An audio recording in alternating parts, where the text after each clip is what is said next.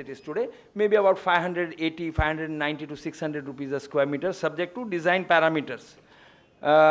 Is the cost that is the prevalent price. So if you have a 4,000 square meter greenhouse, which is 1 acre, you will have about 23 and a half lakhs in terms of the structure, which means the foundation, the steel structure, the plastic, the shed. Yeah, there was one more thing that we missed out, is a shed net inside. Can you see this? This one.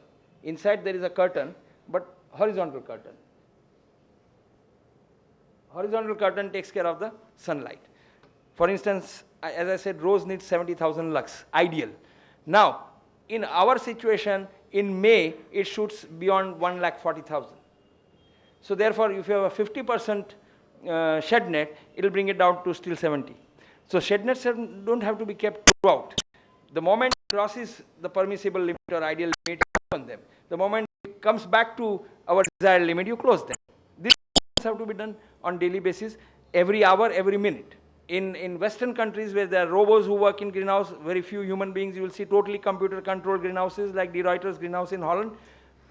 There humans are not involved. Very less interface of humans. Here, the humans have to do that. But these operations have to go on like a factory. Standard operating procedure, depending upon the relative humidity, temperature, and other things. So that shed net is also part of the cost, I said. And then there are doors, antechamber, insect nets, all this is the structure.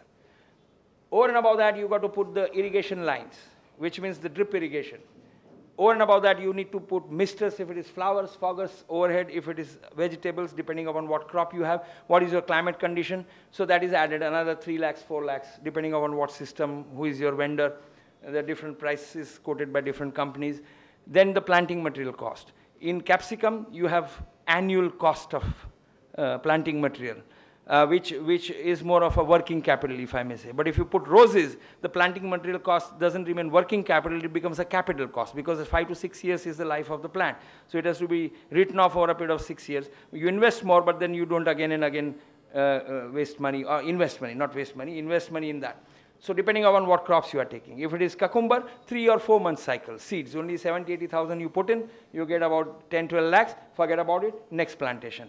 So that cost. And then if you go for automation, cocoa peat or artificial, that's different. So you can say about 30 lakhs is or 32 lakhs would be a good price. For a very standardized moderate greenhouse, it could go up to 40, 50 per acre also, depending upon what kind of structure, what kind of crop, what kind of location. And if you look at the profitability, if you take, again, I'll take example of rose because that has been my first love. And maybe you grow about 6 to 7 lakh flowers in a year in a greenhouse. There's certain time when you stop production to give them more health due to hot climate. It's a better idea. And then you may average out about 3 rupees or 4 rupees. So about 15, 18 lakhs or something like that. I can't stand by the figures I'm saying because they have a lot of variation depending upon that 80% of the management I said, which is very important. But this is the kind of revenue model, maybe about 8 to 9 lakhs including interest and other costs, direct, indirect costs, depreciation, maintenance. So maybe about 8 to 9 lakhs, 10 lakhs, 12 lakhs would be a good profit estimation for a good grower in roses. Likewise, in different crops, the model is different, but then the rotation is faster. I'll give you a classic example. How you make money? I'll take again rose for an example. The prices in roses are the highest during Christmas and Valentine's Day, even in India. Of course, Europe, but now in India also is the same story. So every flower that you cut, there are about 6 to 7 cycles of cutting that you take. One stem, one basil will give you 7 flowers. Average is about 40, 45 days, depending upon the variety. So if you take that kind of a cycle, then you have to work backwards. 15 days before Christmas and 15 days before Valentine, they must come for harvest, bulk of it. So you do the cutting and pruning in such a manner that you build flushes. It's not average straight line. It's like this. It goes like this, like this. Christmas, it's like this. Valentine is still bigger. Then Mother's Day, Father's Day, and stop. So if you work like that, which is the floricultural input, again role of a consultant, you make good money. And because what happens is, when the prices are 50, 60, 70 rupees a flower in international market, and Christmas and Valentine window, you manage to ship out more than 30, 40% of your annual production, you can imagine the average realization and profitability. But if you fail in that, you might be in very tight situation, because the rest of the time the prices in Europe will be very, very different. And if you are exporting, in summer, Europe has its own field flowers. And the governments of EU and all the other independent states, they have a higher customs duty to protect their own floriculture. And that's when you have poor quality here due to heat stress. That is when they have a better production, and therefore it's not a good idea to export at that time. But when there is Valentine and Christmas, they go crazy because they don't have flowers. And that's when the customs duties are also given to you at a better rate. And therefore you make a killing on the marketplace. So this is business, this is marketing. How you design, how you focus, and how you look at the market first and then come back to the production and fine-tune your production in this kind of flushes. This is, I think, what is very important when you talk about the international market. But when you talk about regional markets, Dubai and other places, Singapore maybe, you have a different method of production. But in India, perhaps in summertime also you have market, because that is a marriage season. And the quality is not a problem. If you want to ship out to European markets, there are more than 112 quality parameters which are given to you in codes, 01, 02, so on and so forth. And your remarks come only in code words, only if you don't know what codes are, but I know, then I'm reading only numbers like that Matka King, and I'm either getting a shock or I'm jumping with the joy, because that's my quality report and the price report. So, they are very strict about the quality. Japan is very strict on the phytosanitary considerations. So depending upon what market you are entering into, it decides whether you want to get into exports or local. India, there is no problem of quality. Anything sells as long as it's a flower, good flower. Now, of course, it's changing. You have expensive bouquets. They do take care of quality, but not like the Europeans do. They have a standard called EEC Class 1. You have to conform to that standard. These are some of the stories of international, domestic, regional markets. So also, if you sell capsicum, for instance, in domestic market, you don't look at the capsicum, red, yellow or green, whatever it may be, in terms of whether it is 250 grams, whether it has got 4 lobes. No, we don't. We have a capsicum, we eat it and we enjoy. The export, you got to look at 4 lobes, minimum weight, and then the size must be standard, all kinds of nakras. These people have too much of fuss about everything, but the fuss gives you money. So if you want to enter into it. Incidentally, right now, because the European markets are reeling under recession, instead of sending long tea hybrid, which is 50 centimeters to 1 meter roses, which used to be the story earlier, now it's a better idea to get into medium stem, because they want flowers, but they want slightly inexpensive flowers. So what varieties you grow, but then the production is much higher in medium stem. If the long stem gives 100 to 120 flowers per meter square per year, this will give you 160 to 180. So for India, I would consider medium stem varieties as very good answer to international markets. So when you design your marketing strategy, all this must go into consideration. But if you are growing some flowers in Ecuador, which is the God's paradise for a flower grower, if I were a rose, I would have loved to grow there, or in Kenya. That kind of God's environment, 800 meters above sea level, temperature never goes above 28 degrees. It's beautiful, unbelievable. And that's where the flowers with least effort come about at 1 meter stem length, 80 centimeter stem length. Fantastic. And therefore, you got to look at your strengths vis-a-vis the market, and then think of exporting your flowers. When I say flowers, it would equally apply to other vegetables or other crops that you might be growing, except maybe ginger. Ginger is a good idea because then you can store it by making powder, make soot, have value addition, and you can sell when you want. Here it's perishability that's important. In roses, for instance, you need a cold store with very specific conditions required inside, and then you need also the refrigerated van and other logistical possibilities to reach the international markets.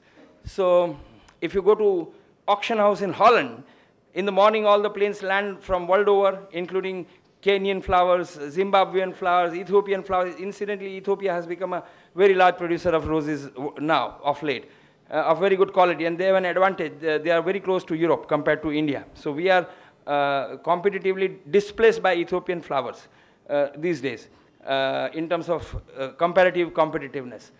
So therefore, medium stem is a good idea. And these planes come from all over the world. Auction house inspectors check it within 2 hours. And then they go for auction. And the trolleys move in a big cricket stadium-like place. One trolley, second trolley with the quality reports, the big dial like a scoreboard of cricket. Everybody is bidding from their chairs on a switch or a button given to them. By the time from outer marker, inner marker to outer marker trolley crosses, the highest bidder gets the flower. By 1 o'clock, auction house is over, clean, mopped up, housekeeping completed, goodbye. The flowers are on the way to other international or European destinations.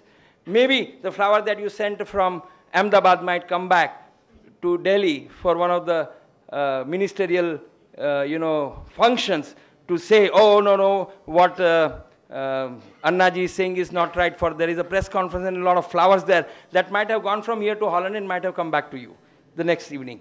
So this is how their trade works. Absolutely amazing, clock-like precision working. Prices are absolutely transparent. We did try this kind of an auction in India at Bangalore. Somehow it has not functioned effectively, because many people, instead of going to auction, they used to talk to the people who used to bid and take it out from outside without allowing it to go to the auction. So Indian conditions apply. These are some of the stories. Ecuador, there are a lot of projects which are 50 hectares, maybe 100 hectares, and they have their own planes. They don't use cargo. They have their own 737s, one going up, another coming down. So when I was talking to general manager of Lufthansa India in 90s, he said one day when I was in Frankfurt, a guy from Ecuador walked in with bag full of dollars, and he says, do you have any Boeing to sell? I need to buy it for my floriculture project.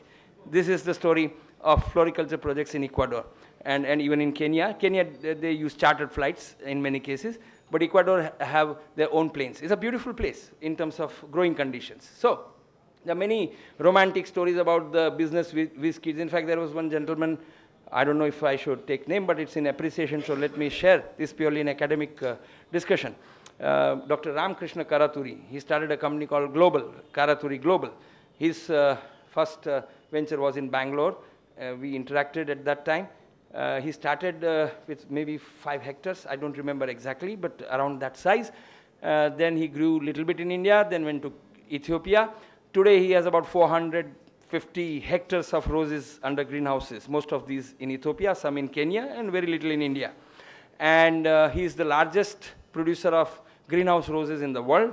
He took over the largest flower marketing chain called Share Flowers, European marketing company. So he's back-to-back, end-to-end giant of roses in the world now. An Indian, whom I know personally. So there are many success stories where people have gone global in a simple thing like growing flowers. So when you take a flower and then mindlessly put it aside, you don't know how much of effort has gone into this. It's just like a cup of tea. Every morning you have a cup of tea, and then you are very, anxious to go back to work. You don't know how much of effort has gone into bringing this milk and tea to your doorstep by a large number of stakeholders, including the cow owners, the buffalo owners, the logistic chain, the production, the packing. It's a huge, huge activity. So before throwing away rose, now at least give a thought that there is a lot of sweat and a lot of effort and a lot of capital that have gone into this. The last point I'll make is perspective. If you have a misguided perspective and enter this business, it will be like this story. Once upon a time in one place, there was a king. And king, as you know, is the monarch. And in his government, or her government, normally it used to be his, except in England, government, there is a Senapati, that's general, Faujdar, that is the police chief, and Diwan, that's the prime minister, the administrator. This was the system. So this particular king, his Fauddar, that's the police chief, retired, 60, 65. He was having difficult health, and he retired. This was a progressive king. Mark the word progressive. Please remember the word.